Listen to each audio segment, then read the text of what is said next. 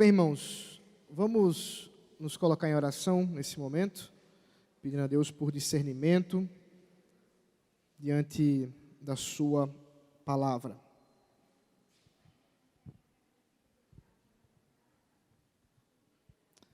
Deus maravilhoso, nós te louvamos, Senhor, pelo grande privilégio que o Senhor nos concede de te servir nessa manhã. E esse serviço compõe-se em adoração e também agora, Senhor, no aprendizado e na edificação mútua, Senhor. Por isso eu rogo que teu Santo Espírito conduza esse momento de instrução, a fim de que o Senhor seja glorificado e que a tua igreja, ó Pai, aprenda mais da tua revelação maravilhosa. Em nome de Cristo Jesus, amém. Muito bem, meus irmãos, nós estamos expondo, o livro de Apocalipse, e nessa manhã vamos continuar o capítulo 13. No nosso último encontro, nós estudamos, ou começamos a estudar, o capítulo 13, a respeito da besta que emergiu do mar, e nessa manhã nós vamos continuar, e agora finalmente chegando na besta que emergiu da terra.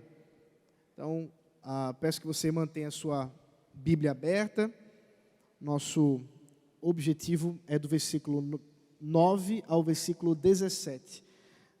Mentira, do versículo 9 ao 18. Eu coloquei errado ali. É do 9 ao 18, tá bom? Muito bem, o que a gente deve observar já para lembrarmos um pouquinho do que estamos caminhando, Nós vimos no capítulo 13, a partir do versículo 1, que essa besta, ela é uma representação do poderio, deixa eu voltar um pouquinho aqui, do poderio estatal. O diabo dá autoridade ao Estado como seu agente para perseguir a igreja e enganar os ímpios. Em resumo, foi isso que nós vimos nosso último encontro. Mas agora nós vamos observar como que isso se dá de forma interna. Nós sabemos, até por conta das cartas que João escreve às 7 igrejas na Ásia Menor, que as perseguições, elas se dão não só de modo externo, quer dizer, por componentes ímpios fora da igreja, mas também interno. E talvez o interno seja o mais sutil, o mais difícil de identificar e também o mais perigoso, o mais assustador, por assim dizer. Mas vamos fazer a leitura do texto. Eu vou fazer a leitura daqui que fica mais fácil. Se alguém tem ouvidos, ouça. Se alguém tiver de ir para o cativeiro irá. Se alguém tiver de ser morto pela espada morto será. Aqui está a perseverança e a fidelidade dos santos. Vi ainda outra besta emergir da terra. Tinha 2 chifres, parecendo cordeiro, mas falava como dragão. Ela exerce toda a autoridade da primeira besta na sua presença e faz com que a terra e os seus habitantes adorem a primeira besta, cuja ferida mortal havia sido curada. Também opera grandes sinais, de maneira que até faz descer fogo do céu sobre a terra, diante de todas as pessoas. Seduz aqueles que habitam sobre a terra, por causa dos sinais que lhe foi permitido realizar diante da besta, dizendo aos que habitam sobre a terra que façam uma imagem à besta, àquela que foi ferida à espada e sobreviveu. E lhe foi concedido o poder para dar vida à imagem da besta, para que também a imagem da besta falasse e fizesse morrer todos os que não adorassem a imagem da besta. A todos, os pequenos e os grandes, os ricos e os pobres, os livres e os escravos, faz com que lhe seja dada certa marca na mão direita ou na testa, para que ninguém possa comprar ou vender, senão aquele que tem a marca, o nome da besta ou o número do seu nome. aqui está a sabedoria. Aquele que tem entendimento, calcule o número da besta, pois é número de ser humano, e esse número é 666. 666.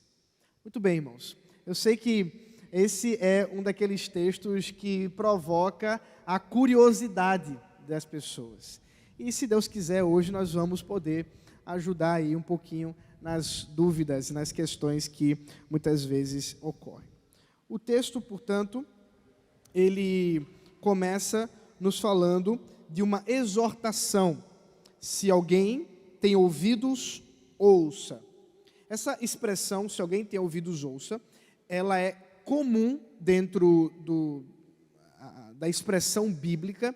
Isso vai encontrar-se tanto no Antigo Testamento quanto nas parábolas do Senhor Jesus. Basta que lembremos que os próprios discípulos de Jesus perguntam a ele: por que você fala em parábolas? E Jesus responde: para que aqueles que ouvem não ouçam, aqueles que enxergam não vejam, a fim de que realmente o reino de Deus seja revelado àqueles que realmente Deus aprove revelar e não revelado àqueles que Ele não quer revelar. Então, essa expressão, se alguém tem ouvidos, ouça, ela traz consigo exatamente essa característica de um ensinamento do Senhor Jesus Cristo, e aqui é Jesus quem está ensinando através de João, dizendo: há pessoas que vão ouvir e há pessoas que não vão ouvir. No final das contas, nós nos debruçamos aqui numa situação da qual a igreja se divide, e nós vamos observar isso. Há aqueles que ouvem essas exortações, há aqueles que ouvem isso e eles se perdem, enquanto que há aqueles que ouvem e fielmente perseveram no Senhor. Quem tem ouvidos, ouça, ou se alguém tem ouvidos, ouça. E o texto continua no versículo 10, nos falando de uma citação, né? O apóstolo João, ele está citando aqui Jeremias 15, versículo 2, e Jeremias 43, versículo 11.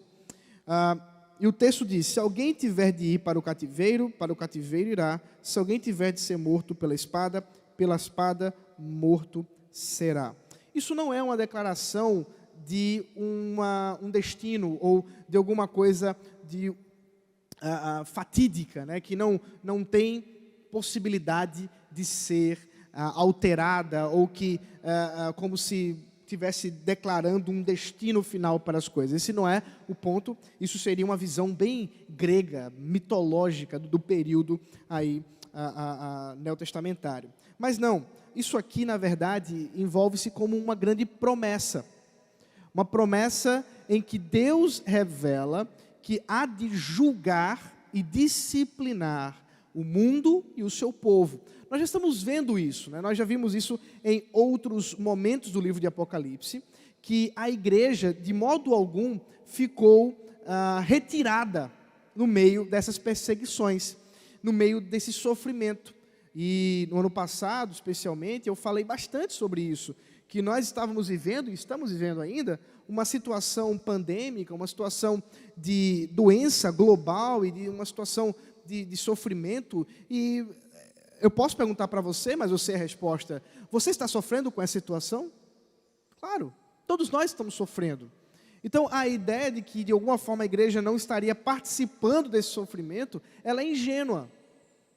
Porque nós estamos presentes nesse mundo e Deus, de fato, tem julgado esse mundo de modo severo, desde o Senhor Jesus Cristo assunto aos céus, desde o juízo para com Jerusalém, e se expandindo esse julgamento até a volta do Senhor Jesus Cristo.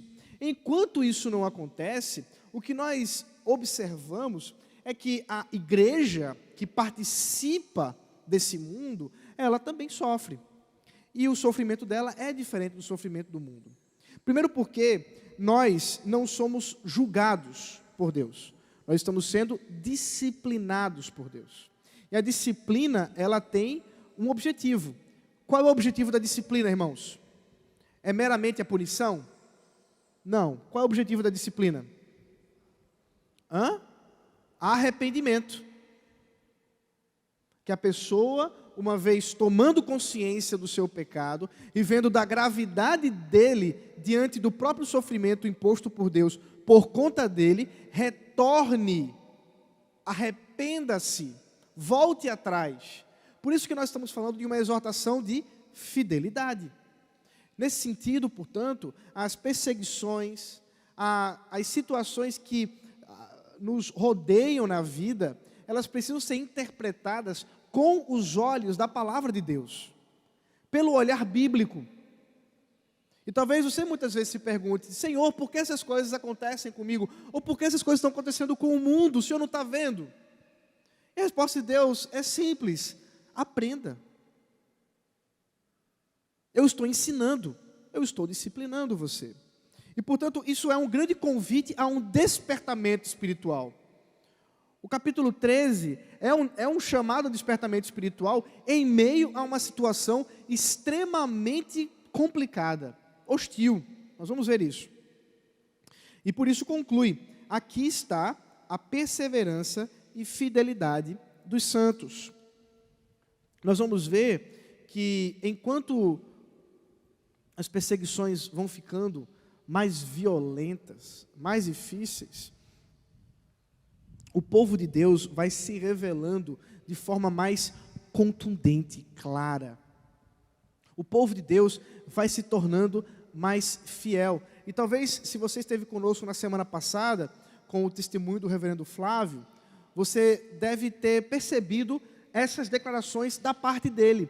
Ele que deixou, o conforto aqui da sua vida em Recife, e ele foi-se embora para um país que a pregação do Evangelho detém uma certa hostilidade, um país que é de grande maioria muçulmana, um país que a pregação do Evangelho é algo extremamente não convidativo, e ele foi viver o Evangelho ali. Uma das coisas que ele mencionou é que teve oportunidades, teve áreas da vida dele que ele pôde lidar com Deus ou aumentar na sua intimidade com Deus, que ele não conseguiria fazer isso aqui. Mas isso não é privilégio apenas dos missionários que vão para lugares distantes. Isso deveria também ser de todos os crentes, em sabermos que Deus conduz a nossa vida dessa forma, por meio, inclusive, da perseguição. Agora vamos lidar com quem é que está fazendo essa perseguição. O personagem. Veja o versículo 11. Vi ainda outra besta emergir da terra. Tinha 2 chifres, parecendo cordeiro, mas falava como dragão. Aqui nós temos uma falsa imitação de Cristo. Ao se pronunciar como um cordeiro, é claro que essa besta, ela está se revelando como uma espécie de Messias. Ela está se revelando como alguém que participa do culto verdadeiro a Cristo, mas não é. É uma falsa imitação. É uma falsa adoração. E a própria presença desses chifres, fazendo uma referência a Daniel capítulo 8, versículo 3, faz menção de um governo ímpio. Veja comigo aí Daniel 8, 3.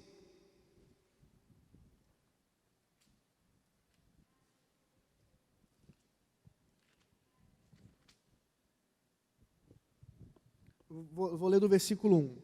No 3º ano do reinado do rei Belsazar, eu, Daniel, tive uma visão. Isto aconteceu depois daquela visão que eu tive anteriormente. Quando tive a visão, parecia que eu estava na cidade de Suzã, que fica na província de Elão. Nessa visão, eu estava junto ao rio Ulai. Levantei os olhos, e eis que diante do rio estava um carneiro, que tinha 2 chifres. Os 2 chifres eram comprimidos, mas um era mais comprido, mas um era mais comprido do que o outro, e o mais comprido apareceu por último. Vi que o carneiro dava chifradas para o oeste, para o norte e para o sul, e nenhum animal podia resistir a ele, nem havia quem pudesse livrar-se do seu poder. Ele fazia o que bem queria e assim engrandeceu cada vez mais. Se engrandeceu cada vez mais. Veja, o que Daniel está vendo é o mesmo sinal. A gente precisa lembrar que tudo que nós temos em Apocalipse, ou boa parte do que temos em Apocalipse, são sinais, são figuras. E precisamos interpretar os símbolos que estão envolvidos aqui. E nesse caso, nós temos esse simbolismo de domínio, de governo, um governo que se mostra poderoso, um governo que se mostra dominador o suficiente para que não seja vencido, mas antes que vença, mas ele é uma falsificação. Ele é uma imitação falsa. E essa imitação falsa, ela se retrata através da voz sedutora do dragão. E esse dragão aqui é aquela serpente do Éden. Então, o que nós temos aqui, portanto, é um cordeiro, ou alguém que se coloca como Cristo, mas a sua sedução é satânica. O seu poder de persuasão não é da palavra, mas é um poder de persuasão demoníaco, satânico, conduzido pelos poderes e pelas forças de Satanás. Mas onde é que está esse cordeiro? Onde é que ele se faz presente? Dentro da igreja. Porque, nós vamos ver mais para frente, ele é aquele que faz grandes sinais. Sinais, inclusive, à semelhança dos profetas do passado. Daqui a pouco eu menciono eles. Mas o próprio texto de Apocalipse, no capítulo 16, versículo 13, no 19, versículo 20, no capítulo 20, versículo 10, mencionam essa besta como o falso profeta. Portanto, o que observamos aqui é o papel religioso ou interno agora dessa perseguição. Há uma relação direta com a adoração do Estado, e isso vai ficar cada vez mais claro quando nós vamos ver os simbolismos que estão sendo trazidos. Eu vou mencionar isso daqui a pouco. Mas o grande ponto aqui que nós observamos desse personagem é que ele não está lá fora.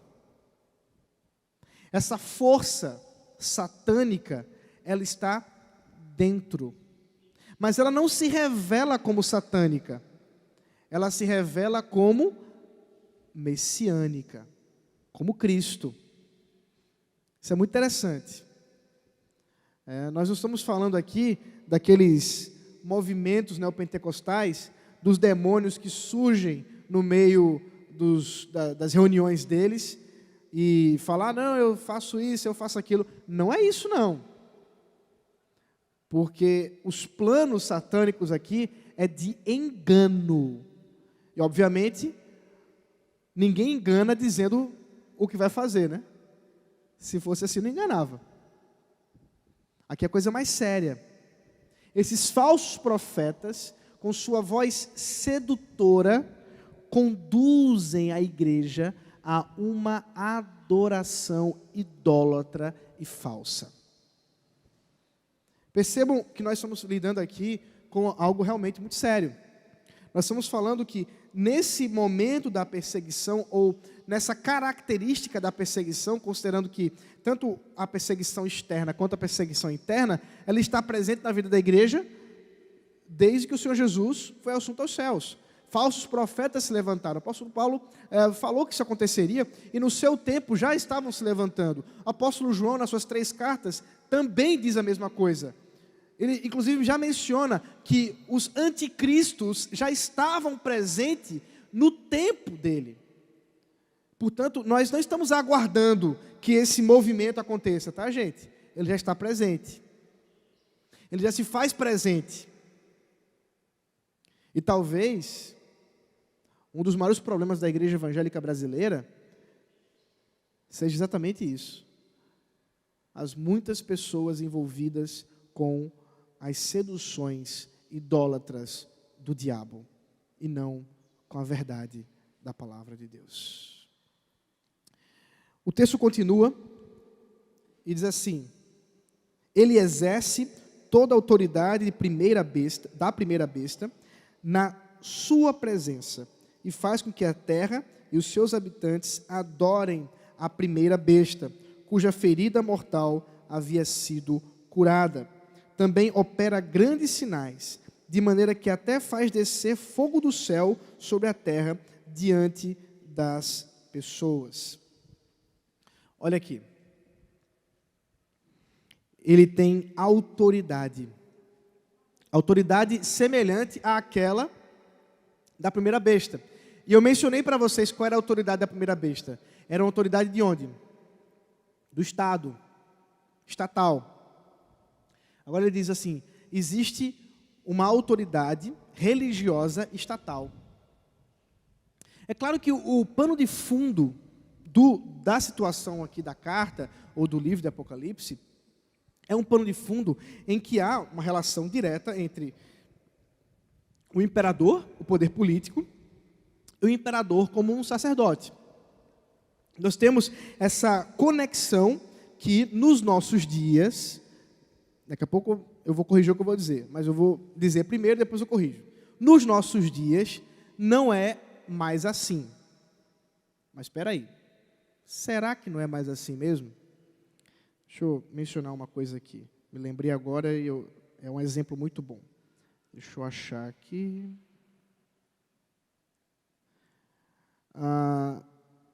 Saiu na Folha de Pernambuco, eu não sei exatamente a data, mas é recente. O Ministério Público de Pernambuco proíbe práticas litúrgicas na Câmara, alegando que o Estado é laico.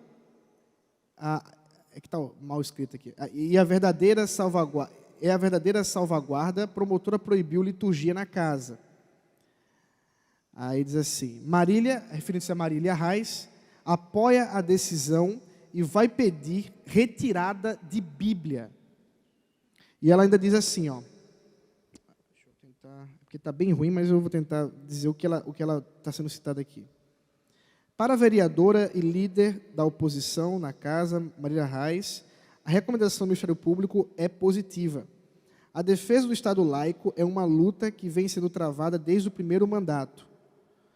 Inclusive, na edição do novo regimento, me posicionei contra a se manter o costume de se ler passagem da Bíblia e falar no nome de Deus. E falar no nome de Deus. Vocês ouviram o que eu falei? E falar no nome de Deus. A gente tem que prezar pelo Estado laico, principalmente pelo momento de retrocesso que a gente vive aqui no Brasil. Eu estou falando de alguma coisa que não aconteceu no primeiro século, tá, gente?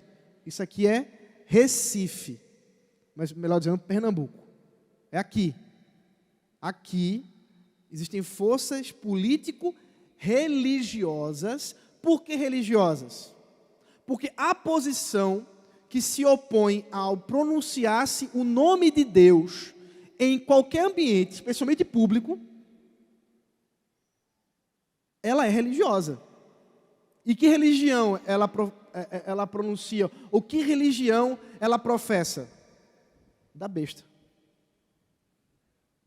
Veja, eu nem estou satanizando Marília Reis, não. Estou dizendo o que ela está dizendo, o que ela está falando, corresponde exatamente a isso que nós estamos falando aqui. Um domínio político-religioso que tem por interesse impedir o culto verdadeiro, a fim de que faça o quê? Adore a quem? Quem resta? Quando você tira o nome de Deus, vamos lá. Por que o nome de Deus é citado? Eu quero discutir um pouquinho com vocês isso, porque eu acho que é fundamental que a gente entenda o que está acontecendo. Se eu tiro o nome de Deus da casa que discute as leis para a nossa sociedade, se eu tiro, o que isso significa? Por que o nome de Deus é citado em discussões ali? Independente de quem esteja citando, eu não estou nem argumentando em favor de muitos que ali estão do chamada bancada evangélica. Longe de mim fazer isso. Eu só quero que a gente entenda o princípio. Quando alguém cita o nome de Deus, em geral, nessas discussões, é para fundamentar uma noção de verdade transcendental, que está para além das nossas experiências individuais. Alguém fora de nós, está nos dizendo como que deveríamos viver. Certo? Tudo bem até aqui? Estou falando uma coisa muito absurda, vocês estão entendendo o que eu estou falando? Ok. Se eu impeço que você diga isso, eu digo, não, você não pode fazer isso. Mas observe, as leis precisarão continuar a ser votadas, continuar a ser discutidas. Então é necessário que se faça o quê? Um novo fundamento. Alguém, alguma coisa, terá que nos dizer como então veremos. Se não é, ou melhor, se não pode ser Deus, terá de ser quem? O impostor. E nesse caso específico, o Estado.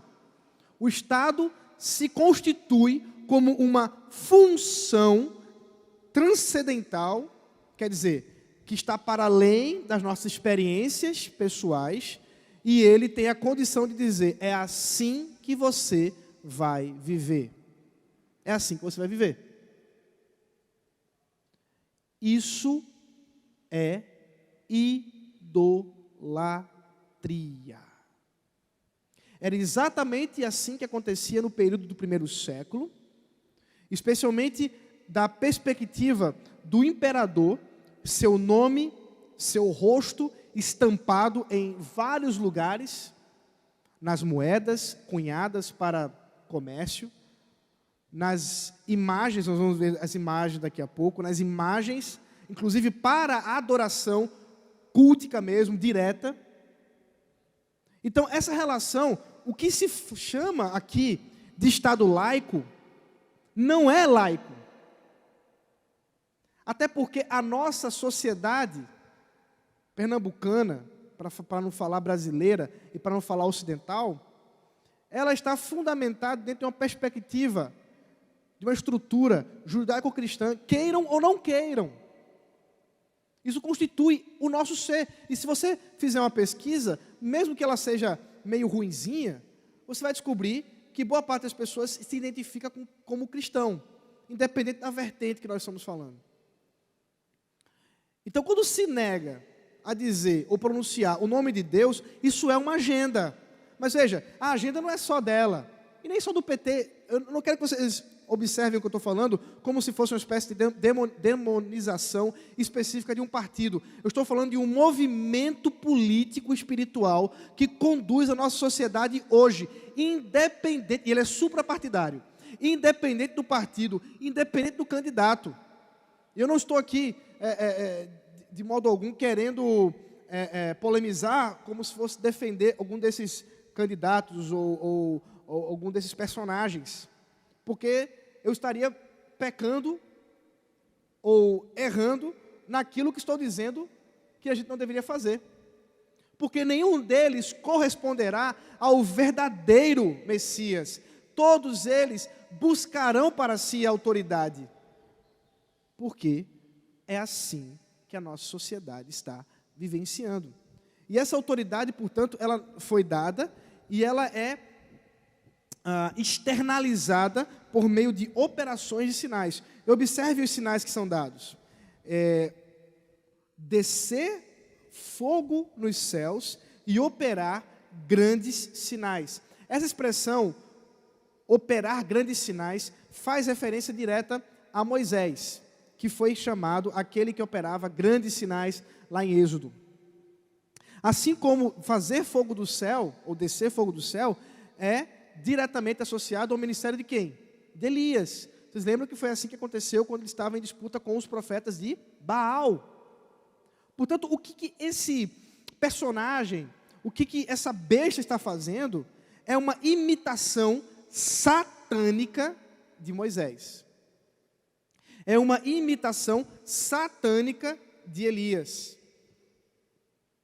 Por fim, não poderia ser de outro jeito, uma imitação satânica da própria igreja. E você achava que a igreja satânica era aquele pessoal que se veste de preto, né, que fica com o bode, sei lá, de cabeça para baixo, cruz de cabeça para baixo, e ficam bebendo sangue e cantando os hinos a Satanás. Lê do engano. Deixa eu despertar o seu entendimento aqui. Você sabe onde é que está a igreja satânica? Dentro da igreja cristã. Enganando de dentro para fora. Porque o engano de Satanás só pode ser contundente o suficiente se for de dentro para fora. Leia, por exemplo, a engraçada e muito irônica obra de C.S. Lewis sobre isso. Cartas de um Diabo a Seu Aprendiz. É uma obra de ficção, obviamente, é um romance, mas é muito curioso, porque são cartas de um diabo velho, dando instruções a um demônio, um diabo mais novo, né? Dois demônios, um demônio mais velho, mais novo, instruindo como fazer. E uma das instruções é, uma das maiores vitórias dos demônios é fazer com que as pessoas não acreditem que os demônios existem. Não é? É simples. Porque se você não acredita que eu existo, eu posso te manipular e você não vai nem se tocar. Vocês... Vou tentar lembrar o nome... Como é o nome do Inception, o filme em português? Como é? É A Criação, é? A Origem, obrigado. Eu não sei quantos já assistiram o filme A Origem, com Leonardo DiCaprio. Alguém já assistiu esse filme? A Origem, Leonardo DiCaprio. É um que ele tem uma missão, ele foi contratado por uma empresa multimilionária, e ele tem que colocar uma ideia no outro empresário, e isso é feito de um modo bem curioso, né? Mas ele tem que colocar uma ideia naquela pessoa, para que, a partir daquela ideia, o outro empresário que contratou consiga ter o lucro que ele quer. Só que tem um porém. Ele não pode saber que uma ideia foi colocada. Porque se ele souber que a ideia foi colocada, ele vai fazer outra coisa. Então, o grande desafio lá do filme é colocar a ideia em alguém sem que ela perceba que está sendo manipulada. E esse é a ação demoníaca da besta que emergiu da terra. Do falso profeta. O falso profeta, ele tem um linguajar sedutor. Ele faz sinais como os profetas de antigamente. Meus irmãos, vocês estão vendo a seriedade disso aqui? Mas ele é conduzido pelo próprio diabo, a fim de fazer o quê? Olha aí, ó.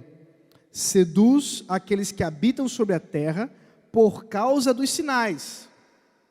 Está todo mundo admirado. Ó, são sinais. Vamos seguir. Como não acreditar em alguém que faz o que está fazendo aqui? Que lhe foi permitido realizar diante da besta. Primeira diferença. Esses sinais não são feitos diante de Deus. Eles são feitos diante da besta. Eles são feitos em adoração, direcionando para o engano, para a mentira, para a besta. E aí continua o texto. Dizendo aos que habitam sobre a terra que façam uma imagem à besta, aquela que foi ferida à espada e sobreviveu. Irmãos, aí está o gancho que a gente precisa pegar. Pessoas podem, com suas vozes sedutoras, com suas palavras encantadoras, seduzir, podem fazer sinais, e vamos ver que são sinais, vamos observar que são sinais realmente curiosos, como, por exemplo, dar vida a uma imagem. Mas eles não vão conduzir para a glória de Cristo. Eles não vão conduzir tudo isso para Deus. Tudo isso será direcionado para a idolatria, para o engano, para a corrupção, para o falso ensino. É exatamente essa instrução que Moisés dá ao antigo Israel, dizendo: se um profeta vier, e ele profetizar, e o que ele disser que deveria acontecer, aconteça, mas ele disser: vamos, pois, e sigamos a outros deuses, ele não é do Senhor. E Moisés explica, porque Deus permite que esses falsos profetas se levantem para provar os verdadeiros. E aqui está. Isso não é só no antigo Israel. Amados, Deus permite a existência dos falsos profetas. Ele não está alheio a isso. Lembra, tudo isso está acontecendo diante da soberania de Deus. E Deus está conduzindo a sua igreja em disciplina. E Ele disciplina muitas vezes a igreja ao nós olharmos para esse mundo, ao olharmos para esse mundo evangélico, e a gente olhar e dizer assim: não é possível. Esse povo está lendo a Bíblia de cabeça para baixo, é? Como é que o cara diz um negócio desse na TV? Como é que o cara leva para o púlpito dele um político para pedir voto? Como é que o cara pronuncia uma doutrina completamente contrária às Escrituras, dizendo: você é o ponto fraco de Deus, ou você é tão importante, você tem um valor tão grande que Jesus morreu por você. Não é possível, não deve estar lendo outra coisa, né? Não deve ser o gibi da Mônica, porque a Bíblia não é.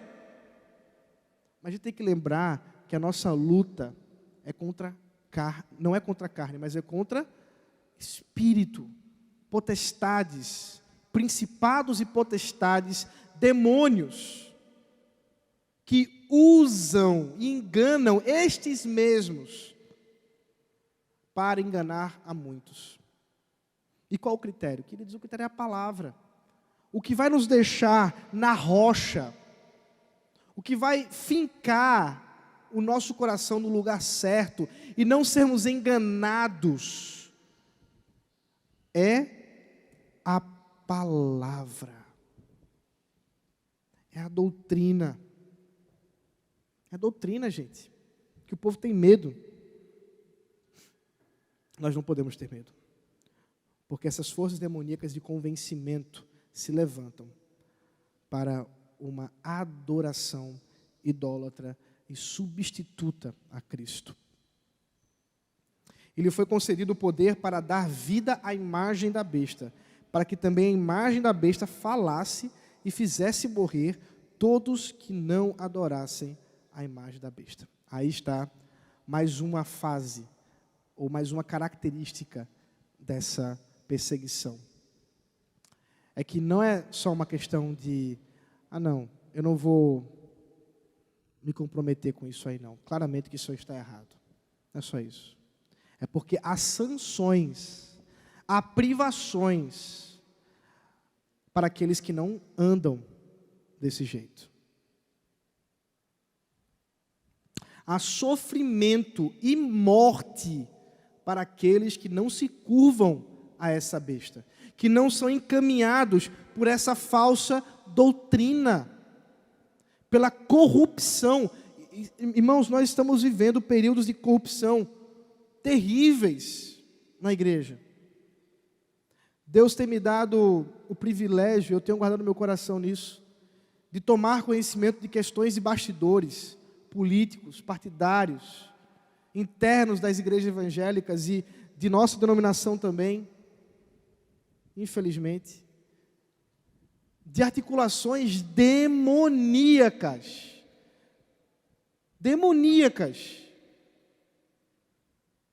Não estou falando para vocês, queridos, alguma coisa da ficção, do filme lá, não é deixados para trás, não. Eu estou falando da realidade para vocês. Forças demoníacas se impõem de modo terrível. Grupos de WhatsApp, constituídos por líderes em busca de poder próprio, para perverter a verdade. Irmãos, isso é a realidade dos fatos. O que vamos fazer com isso? Ser fiéis. Olha o exemplo. Claramente, essa imagem que se levanta para a adoração, e que aqueles que não adorarem essa imagem serão conduzidos para a morte, claramente é uma alusão a Hananias, Misael e Azarias, que são nomes pouco conhecidos, infelizmente, porque vocês conhecem o nome deles pagão, que foi-lhes trocado o nome para que servissem na Babilônia. Vocês lembram o nome desses 3 personagens aí? Sadraque, Mesaque e Abedênego. Pois é. O nome deles é Hananias, Misael e Azarias. Eu não sei se eles gostariam de serem conhecidos como eles são pelos nomes pagãos, como a gente faz geralmente. Mas o que aconteceu com eles? Vocês lembram? Nabucodonosor ordenou que se levantasse uma imagem e que houvesse adoração por toda a Babilônia. E esses homens, sozinhos, ficaram em pé, os 3. E foi-lhes dado mais uma chance. E eles permaneceram em pé. E quando foi levado a Nabucodonosor, eles disseram assim: nem se preocupe, nem precisa fazer uma terceira vez, porque nós estamos firmes de que se o Senhor quiser que nós morramos, nós morreremos. Mas fica sabendo, ó rei, que nós não vamos nos curvar. Esse é o exemplo. Esse é o exemplo que nós somos chamados a considerar diante das nossas perseguições atuais, diante do nosso quadro atual. O contexto político, religioso do apóstolo João era um contexto em que havia a imagem, de fato, do imperador, e havia o culto do imperador. E um culto muito importante, porque era um culto que estruturava aquela sociedade. Eu já falei isso em outros momentos, mas vale a pena lembrar. Numa sociedade politeísta, como a romana, greco-romana, você podendo adorar a vários tipos de deuses, é necessário um princípio unificador, aquilo que identifica essa sociedade como uma sociedade. E o que vai unificar essa sociedade é exatamente o imperador, a pessoa do imperador, em especial a adoração ao imperador. É por isso que os cristãos foram tomados como subversivos, foram tomados como uma espécie de revolucionários, porque se colocavam contrários ao princípio unificador da estrutura daquela sociedade, que era o Kyrios, o Senhor de todos, que é o imperador. Nos tempos do apóstolo Paulo, Nero, nos tempos de João, possivelmente Domiciliano. Então, nós temos a adoração do imperador central na vida do cidadão romano. E os cristãos se negaram a isso, e por isso foram duramente perseguidos, porque diziam: não há outro Senhor. Não há outro a quem podemos nos curvar. E hoje, quais são os princípios unificadores da nossa sociedade? Quais são os princípios unificadores que regem a estrutura nossa aqui, para que a gente seja considerado como um cidadão exemplar? São essas questões que precisam ser levantadas diante de nós. Nós vivemos em tempos, do politicamente correto, essas coisas que se levantam aí para chamar de mentira, ou de mentira aquilo que é verdade, e de verdade aquilo que é mentira. A todos os pequenos e os grandes, os ricos e os pobres, os livres e os escravos, faz com que lhes seja dada certa marca na mão direita ou na testa, para que ninguém possa comprar ou vender, senão aquele que tem a marca, o nome da besta ou o número do seu nome. Ricos, pobres, livres, escravos, pequenos e grandes, todo mundo para sobreviver precisa estar marcado. Aqui a prática era comum nesse período de marcar escravos, especialmente escravos fujões, soldados em períodos de guerra e pessoas dentro de um contexto religioso, devotos, leais a um tipo de Deus, também marcavam a sua pele. Nós não sabemos exatamente qual dos três, ou se é os três mesmo, que esteja presente dentro desse simbolismo, porque teria uma ênfase um pouco distinta. Por exemplo, no caso de escravos, seria a ideia de uma fiscalização mais própria daqueles que desejam fugir daquela adoração. Soldados seria tratar esses como guerreiros em favor da besta, e devotos como idólatras e adoradores. Talvez o terceiro seja o mais próximo do contexto, mas dá para considerar talvez os três como questões próprias dessa marca, a marca que simboliza essa sujeição, essa fiscalização, essa devoção. E que marca é essa, gente? Não creio, Greg Bill também não, e nossa tradição reformada tem se estabelecido que essa marca não é uma questão física, tá? Então, desculpa decepcionar você que estava esperando que eu finalmente dissesse que a vacina do Covid, o código de barras, o chip, ou sei lá o que você está imaginando que seja a marca da besta, fosse o caso. Mas não é. Não é. Primeiro, porque isso não estava na mente de João de jeito nenhum. Segundo, porque o simbolismo que está envolto a isso aí, tanto da marca na mão direita e na fronte, né, na testa, diz respeito a um domínio. O domínio da mente, domínio teórico, do pensamento, e um domínio da mão, da ação, da prática. Quer dizer, um domínio integral do ser humano.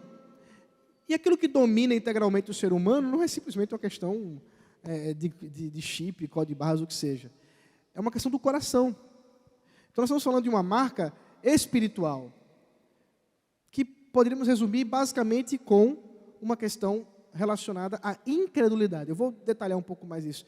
Mas a impiedade, o compromisso com o mal, o compromisso com a maldade e a impiedade diante da verdade de Cristo. Ontem eu estava vendo um vídeo de um jovem que dizia-se ter sido criado em uma igreja. Ele mencionou a igreja reformada, então eu fiquei imaginando que se referia a uma igreja presbiteriana.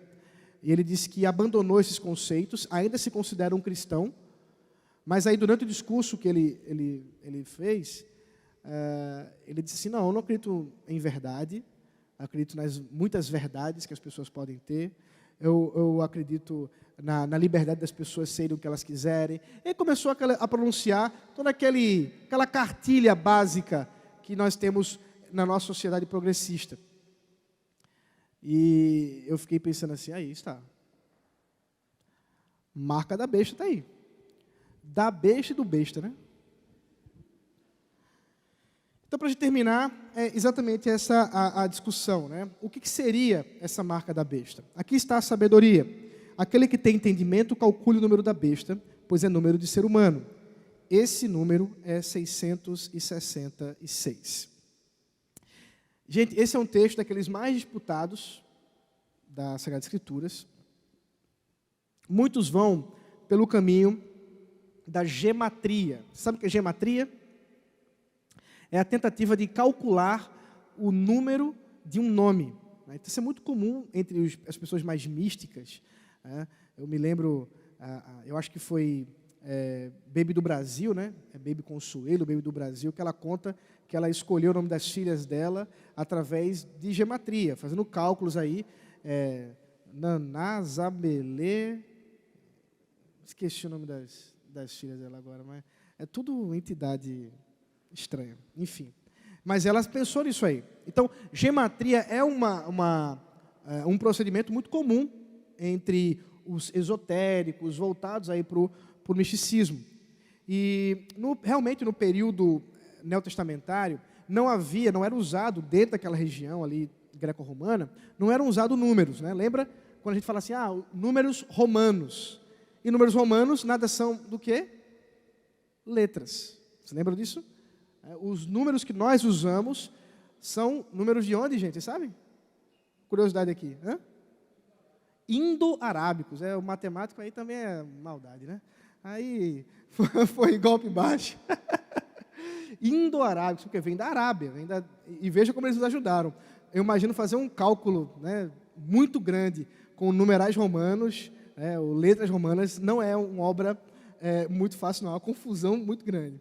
Mas eles faziam.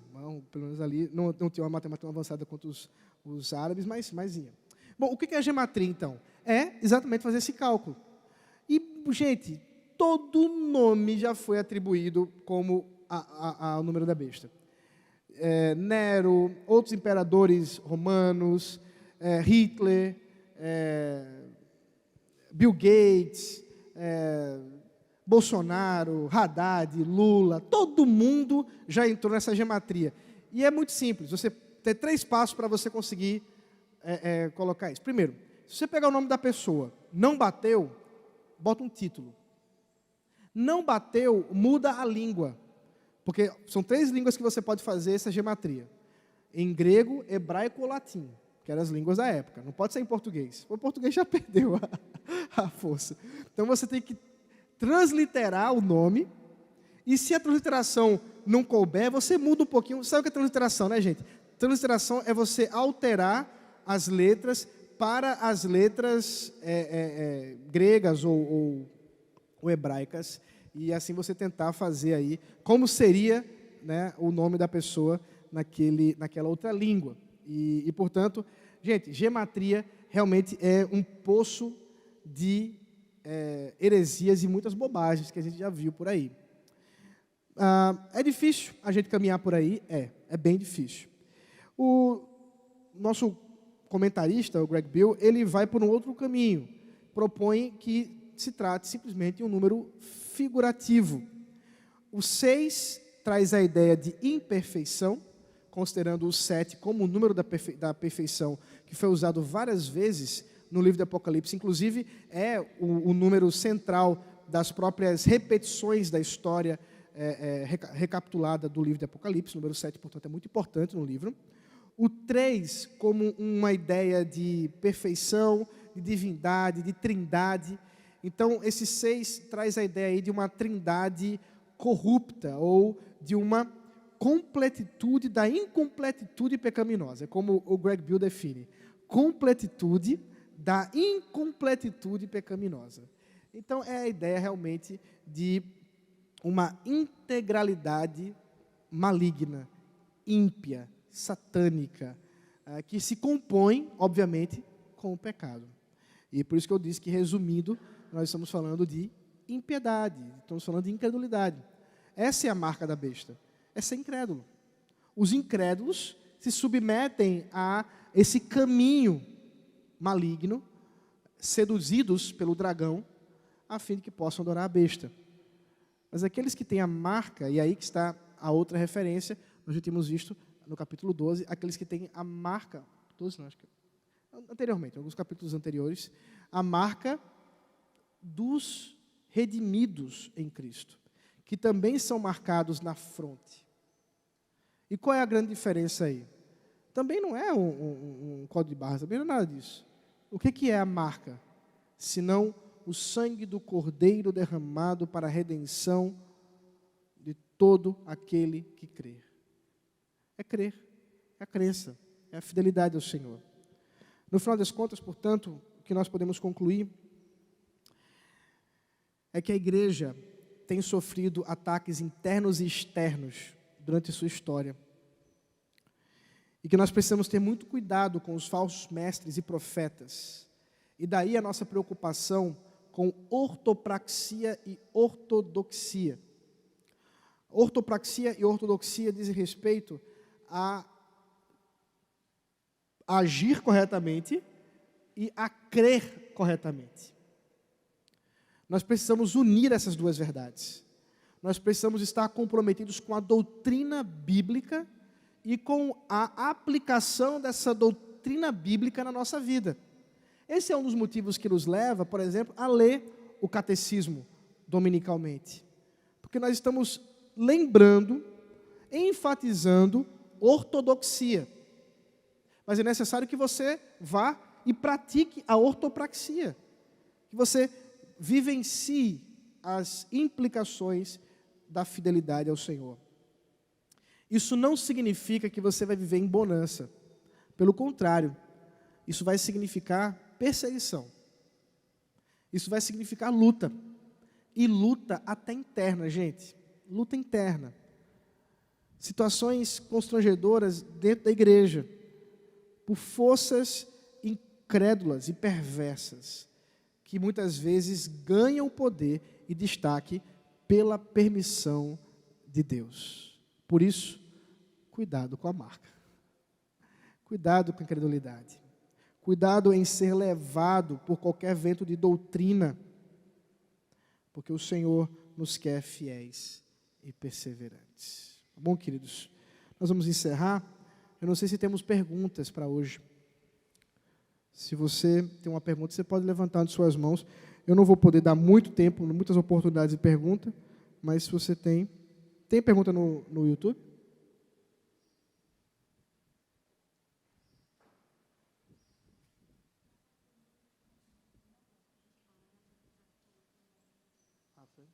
Ok.